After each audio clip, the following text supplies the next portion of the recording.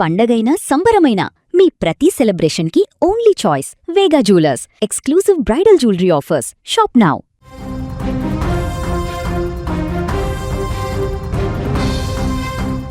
Vizag steel ప్లాంట్లో మొన్న జరిగినటువంటి ఘోర ప్రమాద ఘటన మరవక ముందే తాజాగా మరొకసారి అక్కడ ప్రమాదం జరగడం తీవ్ర కలకలం రేపుతుంది. ఉక్కు నగరం ఈ చేదు నిజాన్ని జీర్ణించుకోకముందే, మొన్న జరిగిన ప్రమాదాన్ని జీర్ణించుకోకముందే మరొకసారి అక్కడ ప్రమాద గంటలు మోగాయి. ప్లాంట్లోని అత్యంత కీలకమైన SMS-1 అంటే స్టీల్ మెల్టింగ్ షాప్ 1 విభాగంలో ఉన్న ఆర్గాన్ రిన్సింగ్ స్టేషన్లో ఈ ఉదయం ఊహించని ఘటన చోటు చేసుకుంది. సలసలా మరుగుతున్నటువంటి ద్రవ ఉక్కు ల్యాడిల్ నుంచి ఒక్కసారిగా నేలపైకి పొంగి పొర్లిందది. ఈ ప్రమాదం ఉదయం మొదటి షిఫ్ట్ ప్రారంభమైన కొద్దిసేపటికే, అంటే సుమారు 6:30 గంటల ప్రాంతంలో జరిగినట్టుగా తెలుస్తుంది. ల్యాడిల్కు రంధ్రం పడడం వల్లే ఈ వేడి ద్రవ ఉక్కు అంతా కూడా కింద పడి నేల పాలైందని ప్రాథమిక సమాచారం ద్వారా తెలుస్తుంది. ఇక వేలాది డిగ్రీల ఉష్ణోగ్రతలో ఉన్నటువంటి ఆ లిక్విడ్ మెటల్ కింద పడుతున్న సమయంలో అక్కడ పెద్ద ఎత్తున పొగలు వ్యాపించాయి, మంటలు కూడా. ఈ హఠాత్తు పరిణామంతో అక్కడ సిబ్బంది ఒక్కసారిగా షాక్కి గురయ్యారు. ఎందుకంటే మొన్న జరిగిన ప్రమాదమే ఇంకా కళ్ళ ముందు కదలాడుతుండగా మరొక ప్రమాద ఘటన అందరినీ అక్కడ భయాందోళనకు గురి చేసింది. అయితే ఈ ఘటనలో ప్రమాదం జరిగిన సమయంలో ఆ ల్యాడిల్లో పరిసర ప్రాంతాలలో కార్మికులు ఎవరూ లేరు. దీనివల్ల ఒక భారీ ప్రాణ నష్టం అయితే తప్పిందని అధికారులు ఊపిరి పీల్చుకున్నారు. ఒకవేళ అక్కడ ఎవరైనా ఉంటే పరిస్థితి చాలా దారుణంగా ఉండేదని కార్మికులు చర్చించుకుంటున్నారు. కేవలం 2 రోజుల క్రితమే ఇదే SMS-1 పరిధిలోని కంటిన్యూ కాస్టింగ్ విభాగంలో గ్యాస్ ప్రెషర్ వల్ల ల్యాడిల్ పేలి పెద్ద దుర్ఘటన జరిగింది. ఆ ఘోర ప్రమాదం తీవ్రంగా గాయపడి ఆసుపత్రిలో చికిత్స పొందుతున్నటువంటి పైడిరాజ్ అనే కార్మికుడు కూడా మరణించడంతో మృతుల సంఖ్య 9కి చేరింది. ఈ నేపథ్యంలో మరొక సంఘటన తీవ్ర భయాందోళనకు గురి చేసింది. అసలు ఈ ప్రమాదం ఎలా జరిగింది, ప్రమాదానికి సంబంధించిన పూర్తి వివరాలు తెలుసుకునేటువంటి ప్రయత్నం చేద్దాం. మనతో పాటు మా ప్రతినిధి, వైజాగ్ ప్రతినిధి లక్ష్మి ఫోన్ లైన్లో సిద్ధంగా ఉన్నారు. లక్ష్మి, ఏం జరిగింది అక్కడ? ప్రమాదం మళ్ళీ జరిగిందనే వార్త ఇప్పుడు అందరినీ కలవర పెడుతుంది. ఎలా జరిగింది ప్రమాదం? ఆ సమయంలో ఎవరున్నారు అక్కడ? విశాఖ స్టీల్ ప్లాంట్ లో మరొక ప్రమాదం చోటు చేసుకోవటం అనేది కార్మికులనే కాదు, కార్మిక కుటుంబ సభ్యులను కూడా తీవ్ర ఆందోళనకు గురి చేస్తోంది. ఎందుకంటే ఇప్పటికే ప్రత్యక్షంగా పరోక్షంగా వేల మందికి ఉపాధి కల్పిస్తున్నటువంటి ఉక్కు కర్మాగారంలో తరచుగా జరుగుతున్న ప్రమాదాలు తీవ్ర ఆందోళన కలిగించడమే కాదు, మొన్న జరిగిన SMS-1 ల్యాడిల్ బ్లాస్ట్ ప్రమాదంలో మృతులు 9 మంది, 9కి ఆ సంఖ్య చేరుకోవటం అత్యంత బాధాకరమైన ఘటన. అప్పటికే కేంద్ర మంత్రులు కానీ డిప్యూటీ సీఎం పవన్ కళ్యాణ్ చెప్పడం కూడా జరిగింది. గత 33 సంవత్సరాల్లో ఎప్పుడు కూడా విశాఖ ఫ్యాక్టరీలో ఇట్లాంటి స్టీల్ ప్లాంట్ లో ఇలాంటి ప్రమాదమే జరగలేదు. అలాంటిది ఒక్కసారిగా ల్యాడిల్ బ్లాస్ట్ అవ్వడానికి కారణం ఏంటి? ఈ ఘోర ఘటనకు సంబంధించి 3 మ్యాన్ కమిటీని కూడా వేసి పూర్తిగా అక్కడ మెయింటెనెన్స్ లోపమా లేకపోతే ఏమైనా మ్యాన్ పవర్ లోపమా, ఇవన్నీ కూడా దానిపైన సమగ్రమైన నివేదిక అందించే దిశగా 3 మ్యాన్ కమిటీని కూడా ఏర్పాటు చేయడం జరిగింది. అయితే ఈ ఉదయం మార్నింగ్ ఏ షిఫ్ట్ కి వచ్చిన కార్మికులు మాత్రం ఆ ప్రాంతంలో పనిచేస్తున్నారు. కొంతమంది 6:30 ప్రాంతంలో ఒక్కసారిగా SMS-1 TPBలో ల్యాడిల్ కి రంధ్రం పడి స్టీల్ మెటల్ ఏదైతే 1500 డిగ్రీస్ సెల్సియస్ నుంచి 2000 డిగ్రీ సెల్సియస్ మధ్య ఇంత హీట్ వేవ్ లో ఉన్నటువంటి స్టీల్ మెటల్ అనేది కిందకి రావటం అనేది ఒక్కసారిగా మరొకసారి ప్రతి ఒక్కరిని తీవ్ర భయభ్రాంతులకు గురి చేసింది. ఈ ప్రమాదంతో కూడా అక్కడ ఉన్న కొంతమంది అయితే పరుగులు పెట్టారు. సో మొన్న జరిగిన ప్రమాదంలో ఒక్కసారిగా అది బ్లాస్ట్ అవడం వల్ల తప్పించుకునే పరిస్థితి లేకుండా పోయింది.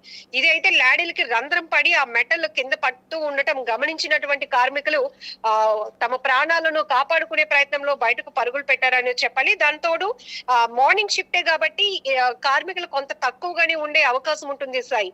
ఏది ఏమైనప్పటికీ కూడా విశాఖ స్టీల్ ప్లాంట్ లో తరచుగా జరుగుతున్న ప్రమాదాలు, మొన్న జరిగిన అతిపెద్ద ఘోర ప్రమాదానికి ముందు కూడా ఒక ప్రమాదం జరిగినట్టు కార్మిక సంఘ నాయకులు గాని కార్మికులు కూడా పొలిటీషియన్స్ ఫోకస్ కి తీసుకొచ్చిన విషయం కూడా కనిపిస్తుంది. ఎక్కడైతే ప్రమాదం జరిగి ఎవరైనా చనిపోతేనే ఆ ఘటన బయటకు వస్తోంది. చిన్న చిన్న ప్రమాదాలు తరచు జరుగుతూనే ఉన్నాయి అనేది కూడా మనకి ఈ మొన్న జరిగినటువంటి ప్రమాదం తర్వాత ఒక్కొక్కటిగా బయటకు వస్తుంది. దీంతోనే కార్మికులు గాని కార్మిక సంఘ నేతలు కూడా తీవ్ర ఆవేదన వ్యక్తం చేస్తున్నారు. ఎందుకంటే ఎప్పుడో 40 ఏళ్ల క్రితం ఏర్పాటు చేసినటువంటి ప్లాంట్ లో ఇప్పుడు మెయింటెనెన్స్ లేదు, పూర్తి స్థాయిలో మిషనరీ ఎక్విప్మెంట్ ఎలా ఉంది, రష్ పట్టేసి ఉంది, వాటి పనితీరు పైన కూడా ఎవరు పెద్దగా ఫోకస్ చేయటం లేదు. కాబట్టి ఇట్లాంటి ప్రమాదాలు జరుగుతున్నాయి. సో అర్జెంట్ గా దీనిపైన ఒక సేఫ్టీ ఆడిట్ అనేది జరగాల్సినటువంటి అవసరం ఉంది. ఈ ఏదైతే యూనిట్స్ లో పనిచేసినటువంటి కీలకమైన కొన్ని యూనిట్స్ ఉంటాయి, ఈ స్టీల్ మెల్టింగ్ సంబంధించి కానీ ఆక్సిజన్ సప్లై చేసేటటువంటి యూనిట్స్ కానీ ఇట్లా కొన్ని బ్లాస్ట్ ఫర్నేసింగ్ ఇలాంటి యూనిట్ లో మాత్రం అత్యంత చిన్న ప్రమాదమైన కూడా అత్యంత నష్టం జరగటానికి గాని ప్రాణాలు పోవటానికి కూడా ఎక్కువగా అవకాశం ఉంటుంది సాయి.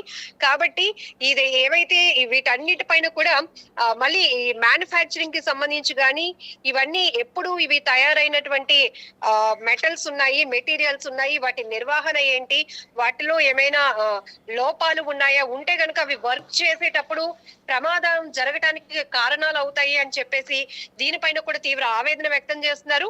మొన్న వరుసగా కేంద్ర మంత్రులు గాని రాష్ట్రానికి సంబంధించినటువంటి మంత్రులు కూడా వరుస పర్యటనలు ప్రమాద ఘటనా స్థలికి చేరుకున్న సమయంలోనే కార్మికులు గాని కార్మిక సంఘ నేతలు కూడా ఈ విషయాన్ని అధికారుల దృష్టికి తీసుకువెళ్లే పరిస్థితి కూడా కనపడుతుంది సాయి.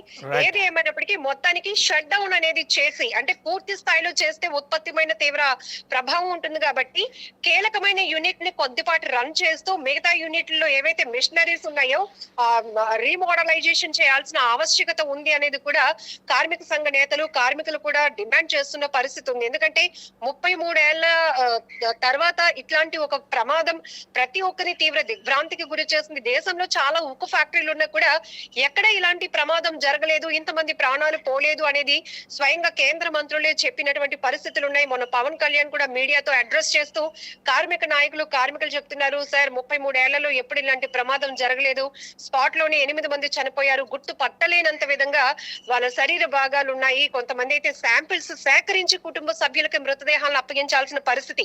అంటే మనం చూడొచ్చు 44 డిగ్రీ టెంపరేచర్ లో బయట తిరిగితేనే ఒళ్ళంతా కాలిపోయినట్టు అల్లాడిపోయే పరిస్థితి. అలాంటిది హై టెంపరేచర్ లో పనిచేస్తున్న కార్మికులకు అభద్రతా భావంలోనికి వెళ్ళిపోయే పరిస్థితి ఉంటుంది. దయచేసి ఈ నిర్వహణ లోపం ఏదైతే ఉందో దానిపైన ఫోకస్ చేయండి. అప్పుడు మాత్రమే ఇట్లాంటి ఘటనలు పునరావృతం కాకుండా ఉంటాయి, కార్మికులు సేఫ్ గా పనిచేయడానికి అవకాశం ఉంటుంది. ఇప్పుడు చిన్నపాటి ప్రమాదం అయినప్పటికీ కూడా మొన్న జరిగిన ప్రమాదం తర్వాత ఏ చిన్న ప్రమాదం జరిగినా అటు కార్మికులు తీవ్ర భయాందోళన వ్యక్తం చేస్తున్నారు, ఒక పానిక్ లోనికి వెళ్ళిపోతున్నారు. ఇది మాకు ఈ సేఫ్టీ లేకపోవడం వల్ల ఈ డ్యూటీ మాకు అంత భద్రత కాదేమో అనేటటువంటి ఆలోచనలోనికి వెళ్ళిపోతున్నారు. మరొక వైపు సాయి నిష్ణాతులైన వారిని స్కిల్డ్ పర్సన్స్ ని తీసేసి అడ్మినిస్ట్రేటివ్ వాళ్ళతో ఈ కొన్ని యూనిట్లు రన్ చేయడం వల్ల కూడా అవగాహన లోపం వల్ల కూడా కొన్ని ప్రమాదాలు జరుగుతున్నాయనే విషయం కూడా ఆల్రెడీ కేంద్ర మంత్రుల దృష్టికి కూడా కార్మికులు తీసుకురావడం కూడా జరిగింది Sai. Right, thank you Lakshmi. అది ప్రస్తుతం విశాఖ స్టీల్ ప్లాంట్లో మరొకసారి ప్రమాదం సంబంధించినటువంటి అంశం ఒక్కసారిగా కలవరానికి గురి చేస్తుంది. మొన్న జరిగిన ప్రమాదానికే ఇప్పటికే రాష్ట్ర వ్యాప్తంగా అందరూ తీవ్ర దిగ్భ్రాంతి వ్యక్తం చేసినటువంటి పరిస్థితి నుంచి ఇప్పుడు మరలా అదే ప్లేస్లో అక్కడే ఇంకొక ప్రమాదానికి సంబంధించి అంటే ఎవరికి ఎలాంటి ప్రాణ నష్టం జరగకపోయినా కూడా సేమ్ ప్లేస్లో అలాంటి ప్రమాదం జరగడం అనేది కూడా కార్మికులని భయాందోళనకు గురి చేసింది.